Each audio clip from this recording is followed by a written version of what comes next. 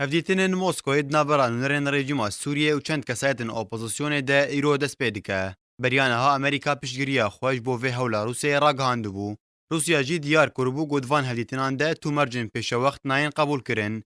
Her wiha hevserokê PYD û şandeke kantona Cezîrê ya got wê partiyê û hinek hevalbendên xwe li Rojavayê Kurdistanê ragihandiye tê de beş darin. Di her du rojên yekem û duyem yên hevdîtinan de wê çend kesayetên opozisyona Sûriyê li avahiya Wezareta Derve ya Rûsyayê li hev vecivin da ku li ser xalên goyêwan li gel nûnerên rejîma Sûriyê gotûbêj bikin diyar bikin. Di her du rojên 28 û 29 Mehê de wê şanda rejîma Sûriyê bi serokatiya nûnerê Sûriyê li Netewên Yekgirtî Beşar el Ceferî û kesayetên opozisyonê li hev vecivin. Tevî goberiya niha Wezîrê Derveyê Amerîka John Kirby piştgiriya welatê xwe ji bo hevdîtinên Moskowê dabû xuya kirin û gotibû dibe got çareseriyên baş ji van hevdîtinan derkevin.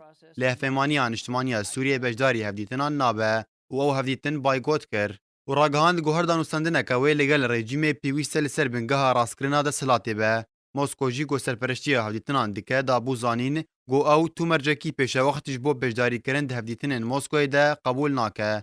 Piraniya kesayetên opozisyona Sûriyê yên got wê tevlî hevdîtinan bibin ji desteya hemahengiya niştimaniya guhertina demokratîk in got opozisyona hendirtên nas kirin û hinekî nêzîkî rejîmî ne tevî çend kesayetên din ji opozisyonê. Ji aliyekî din ve ulgorî malpereke nêzîkî partiya PYD got hevserokê wê partiyê û cîgirê serokê desteya hemahengiyê Salih Muslim û şandeke kantona Cezîrê ya got wan li Rojavayê Kurdistanê ragihandiye ku ji her yek ji Emîn Osê û Senherîb Bersûm û Fener Gihêt pêk tê amade dibin.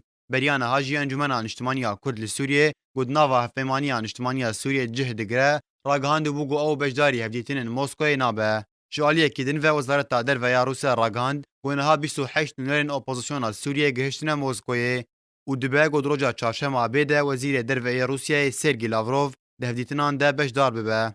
Li gorî hinek jêderan ji Moskowê got Rûsya navê kombend li van hevdîtinan kiriye ku ew hevdîtin tenê hevdîtinên şîwerdariyê ne di pêşiya xweşkirina zemîneyên di navbera rejîm û opozisyonê de.